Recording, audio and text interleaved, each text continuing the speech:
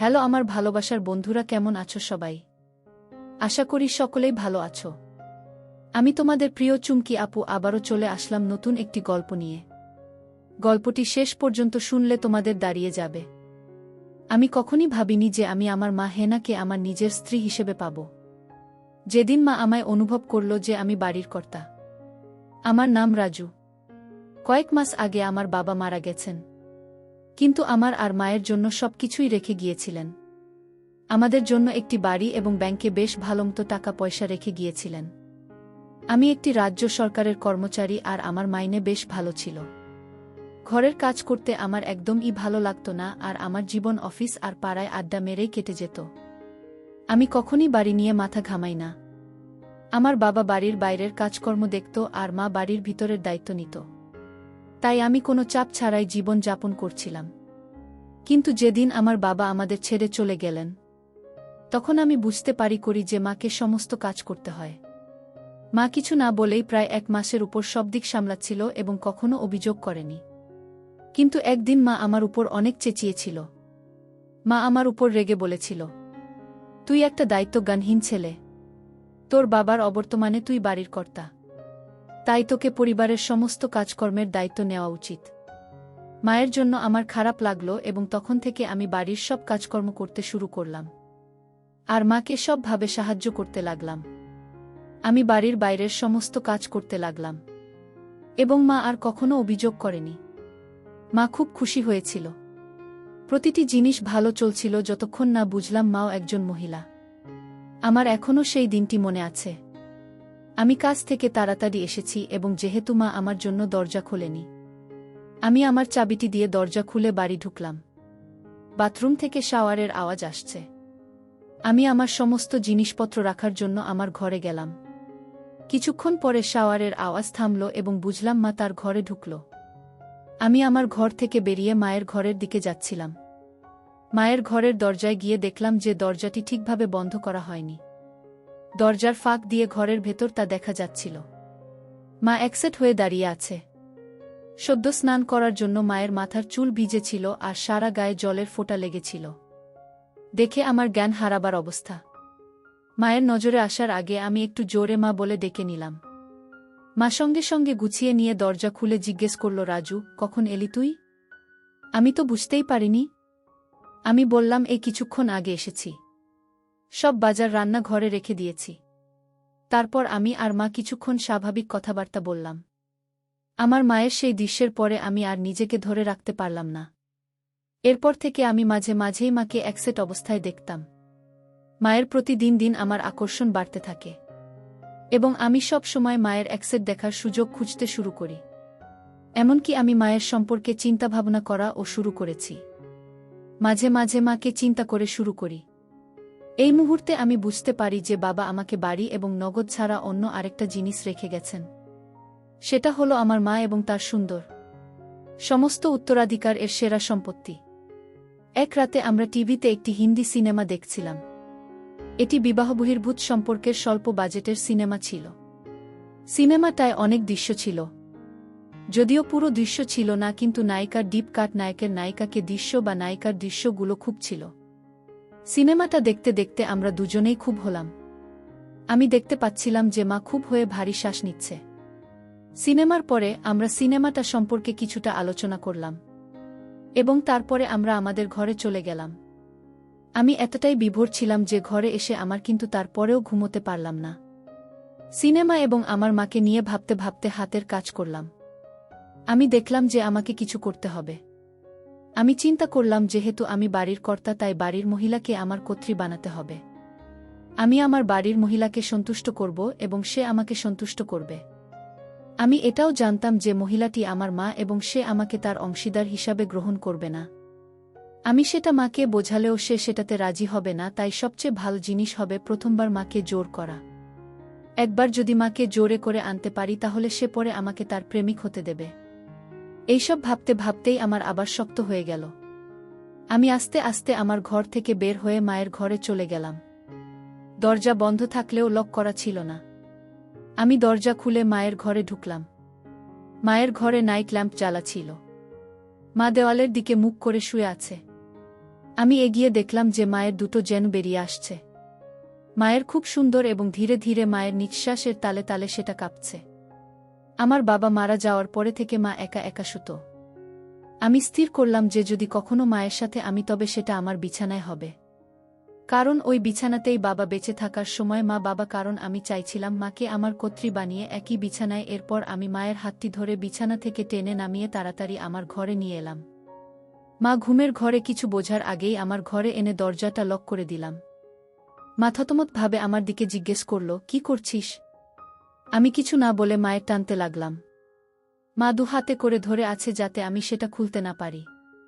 কিন্তু আমি তখন পাগলে হয়ে আরও জোরে টানতে লাগলাম আর মায়ের সব চেষ্টা ব্যর্থ হয়ে গেল। মা এবার বুঝতে পারছিল যে কি হতে চলেছে। মাকে ওই অবস্থায় দেখে আমার ফেটে বেরোতে চাইছিল। এরপর মাকে কাছে টেনে নিতেই মা আমাকে ধাক্কা দিতে শুরু করল। মা নিজের মুখটা সরিয়ে নেওয়ার চেষ্টা করছিল, কিন্তু আমি দুহাতে মাকে ধরে বসিয়ে দিলাম। মায়ের বাধা দেওয়ার শক্তি যেন কমে গেল। মা চুপচাপ দাঁড়িয়ে রইল। কিছুক্ষণ পরে যখন মাকে ছেড়ে দিলাম, তখন মা তাড়াতাড়ি ঘরে থেকে বেরোবার জন্য দরজার দিকে যেতে লাগল। আমি দৌড়ে মায়ের দিকে গেলাম এবং এক হাত দিয়ে মায়ের ধরে আবার বিছানার কাছে নিয়ে এলাম। মা অবশেষে জিজ্ঞেস করল, কেন তুই আমার সাথে এরকম করছিস? আমি বললাম, কারণ তুমি আমায় বলেছিলে যে আমি বাড়ির কর্তা, তাই আমি তোমায় আমার কর্ত্রী বানাতে চাই। মা বলল, কিন্তু আমি তোর মা, মায়ের সাথে এসব হয় না। এই বলে কাঁদতে শুরু করল। তুমি মায়ের সাথে সাথে একজন মহিলাও, তাই না? এই বলে মায়ের জবাবের অপেক্ষা না আবার বললাম, মা তুমি আমায় আর বাধা দিও না, আমার জন্য প্রস্তুত হও। কাঁদতে কাঁদতে মা বিছানায় চিৎকার করে বলল, তুই কি চাস আমার থেকে? আমি কিছুই বললাম না, শুধু কাজ চালিয়ে গেলাম। মা কাঁদতে কাঁদতে বলল, এরকম করিস না, আমি তোর মা হই। আমি মায়ের মুখের দিকে তাকিয়ে বললাম, এবার থেকে তুমি আমার জীবন সঙ্গিনী ও হবে। পরের দিন সকালে যখন উঠলাম, মাকে বিছানায় দেখলাম না। আমি তখনও আমার বিছানা ছিলাম। আমার এখনও মেঝেতে রয়েছে, তবে আমার মায়ের চিহ্ন নেই। এক মুহূর্তের জন্য আমি ভাবলাম যে আমি কি স্বপ্ন দেখছিলাম, কিন্তু তারপর যখন বিছানায় দেখলাম যে দাগ, তখন বুঝতে পারি যে এটি স্বপ্ন নয়, আমি সত্যি করেই মাকে। রাতে আমি তখন খুব অপরাধবোধ অনুভব করলাম। আমার ঘরের বাইরে হাঁটার মতো সাহস আমি পেলাম না। আমি যতক্ষণ পারলাম ঘরের মধ্যেই থাকলাম। এটা ভালো যে সেদিনটা রবিবার ছিল। কয়েক ঘন্টা পরে আমার মা দুপুরের দিকে আমার ঘরে এসে আমায় ডেকে বলল, অনেক বেলা হয়ে গেছে, তাড়াতাড়ি ঘুম থেকে উঠে পড়। মায়ের ডাক শোনার পরে আমার মধ্যে কিছুটা আত্মবিশ্বাস ফিরে এলো। আমি তাড়াতাড়ি বাথরুমের কাজ করে আবার নিজের ঘরে চলে এলাম। আমি আমার মাকে আরও বেশি সময় এড়াতে চেষ্টা করেছি যতক্ষণ না সে আমাকে আমার লাঞ্চ খেতে ডেকেছিল। সেই দিনটি আমাদের দুজনের জন্য এক ভয়াবহ দিন ছিল। আমরা কখনই কোনো কথা বলিনি। এইভাবে আরও কয়েক দিন পার হলো, যেখানে আমি আর মা দুজন দুজনকে এড়িয়ে চলতে লাগলাম। যেহেতু আমি চাকরি করি, তাই অনেকটা সময় আমি বাড়ির বাইরে থাকতাম। না হলে এরকম পরিস্থিতিতে আমি হয়তো পাগল হয়ে যেতাম। এই সময়ে মা ও আমাদের প্রতিবেশী এবং নিকটাত্মীয়দের সাথে অনেক সময় দিত। সম্ভবত আমার থেকে দূরে থাকার জন্যই মা এটা করত বলে আমার ধারণা। প্রায় 1 মাস শেষ হবার পরে আমি ঠিক করলাম এইভাবে চলতে পারে না এবং আমাকেই কিছু একটা করতে হবে। বৃহস্পতিবার আমাদের রাতের খাবারের পরে আমি মাকে বললাম, মা আমি খুব দুঃখিত এবং আমি কখনোই তোমাকে আঘাত করার জন্য এটা করিনি। আমি সত্যি তোমায় খুব ভালোবাসি। মা আমার দিকে তাকিয়ে তারপর কান্নায় ফেটে পড়ল। আমার খুব খারাপ লাগছিল। স্বাভাবিক অবস্থায় ফিরে আসতে আরও 2 দিন লেগেছিল। আমাদের ছেলের সংস্কারের স্বাভাবিকতা কখনই ফিরে আসেনি। মা সর্বদা আমার কাছ থেকে দূরে থাকার চেষ্টা করেছিল এবং যখন পরিবর্তন করত অথবা ঘুমাতে যেত সবসময় নিজের ঘরের দরজা লক করত। প্রায় 3 মাস আমরা আমাদের জীবনকে এভাবেই কাটালাম। কিছুদিন পরে জিনিসগুলি স্বাভাবিক হওয়ার পরে আরও 2 সপ্তাহ পরে আমার মা তার বন্ধুদের সাথে একটি সিনেমাতে যায়। আমি জানতাম যে মা একটি মুভিতে যাচ্ছেন, কারণ মা আমার কাছ থেকে কিছু টাকা নিয়েছিল। আমিও নিজের কাজের জন্য শহরের বাইরে একটা ট্রিপে গেলাম। 2 দিন পরে যখন আমি আমার ট্রিপ থেকে ফিরে এলাম, যখন দেখলাম যে বাড়ির পরিবেশটা অনেকটাই আলাদা হয়ে গেছে। আমার মা খুব সুন্দর একটি শাড়ি পরেছে এবং তার চুলে ফুল লাগিয়েছে। সাধারণত বিধবা মহিলারা তাদের চুলে ফুল কখনো লাগায় না। মায়ের মনও খুব ভালো মেজাজে আছে বলে মনে হচ্ছে। আমি খুশি হয়েছি, কিন্তু মাকে এইভাবে দেখে হতবাক হয়েছি। আমি ঘরে এসে মায়ের জন্য আনা মিষ্টি মায়ের হাতে দিলাম, আর মা হাসি মুখে সেটা নিল। মা আমার ট্রিপের ব্যাপারে অনেক কিছু জিজ্ঞাসা করল। আমি বুঝলাম যে মা আমায় ভালোভাবে গ্রহণ করেছে। আস্তে আস্তে আমিও অনেক স্বাভাবিকভাবে মায়ের সাথে কথা বলতে লাগলাম, আর মাকে খুব ভালোভাবে দেখতে লাগলাম। আমি খুশি হলাম যে মা স্বাভাবিক অবস্থায় ফিরে এসেছে। রাতের খাবারের পরে মা আমায় স্নান করে আসতে বলল। আমি অবাক হয়ে মাকে জিজ্ঞাসা করলাম, আমি এত রাতে স্নান করে কি করব? মা গম্ভীরভাবে বলল, আমি যখন বলছি তখন তুই স্নান করে আয়। আমি অনিচ্ছা সত্ত্বেও স্নান করতে গেলাম, কারণ আমি মাকে আর রাগাতে চাইছিলাম না। আমি স্নান করে ঘরে আসতে মা আমায় বলল, নতুন গেঞ্জি পরে ঘরে শুয়ে থাকতে বলল। আমি মাকে বললাম, মা আমার এখন ঘুম আসছে না। মা আমায় বলল, আমি যা বলছি সেটা তুই কর, অত প্রশ্ন করতে হবে না। আমি মাকে রাগাতে চাইলাম না, তাই নতুন গেঞ্জি পরে ঘরে এসে বিছানায় শুয়ে থাকলাম। চোখ বোধ করে চিন্তা করতে লাগলাম মায়ের এরকম পরিবর্তনের কারণটা কি। কিছুক্ষণ পরে দরজার আওয়াজ পেয়ে দেখলাম মা হাতে একটা মিল্কের গ্লাস নিয়ে আমার ঘরে ঢুকল। মা একটা সুন্দর হলুদ শাড়ি পরেছিল। শাড়িটা অনেকটা নিচে করে পরেছিল, তাই মায়ের সুন্দর দেখতে পেলাম।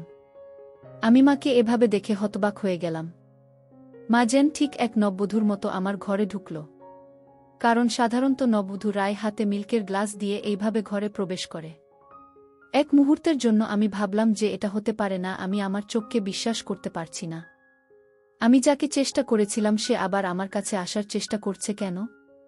মা ঘরে ঢোকার সাথে সাথে ঘরের দরজাটি বন্ধ করে আমার কাছে এসে গ্লাসটা হাতে দিল। আমি গ্লাসটা নিয়ে খেয়ে নিলাম। গ্লাসটা টেবিলে রেখে মা আমার কাছে এসে দাঁড়িয়ে মুচকি হেসে বলল, তুমি যদি চাও তাহলে তোমার মা তোমার কর্ত্রী হতে প্রস্তুত। মায়ের কথা শুনে আমি হতবাক হয়ে গেলাম, আর সঙ্গে সঙ্গে আমারটা আরও শক্ত হয়ে গেল।